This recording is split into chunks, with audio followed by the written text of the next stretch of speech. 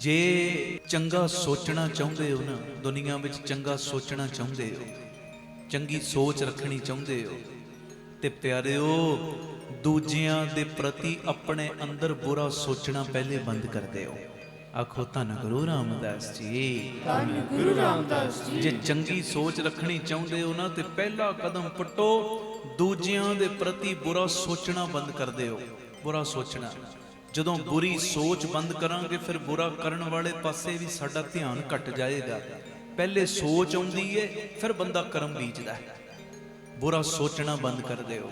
ते जे मान लो बुराई अंदर जन्म ले रही है ना, ते एक पाड़ जपजी साहिब बधा के, एक पाड़ चौपाई साहिब बधा के मालक अगे जोदड़ियां करो गरीब नवाज पातशाह, इस दलदल दे विच डिग्गण तो मैनू तू आपे बचा लै।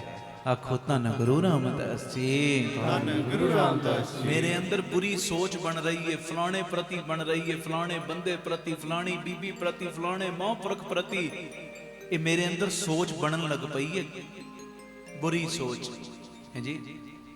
मेरे परिवारक मैंबरां प्रति मेरे अंदर बुरी सोच बनन लग पई है। किरपा दा खाता खोलो, मेहर दा खाता खोलो, एक पौड़ जपजी साहिब दी रोज तुसी मैं गरीबनी कोलों, मैं गरीब कोलों सेवा लो, ये मेरे अंदर ये सोच ही मुका दिओ। आखो धन गुरु रामदास जी, धन गुरु रामदास जी।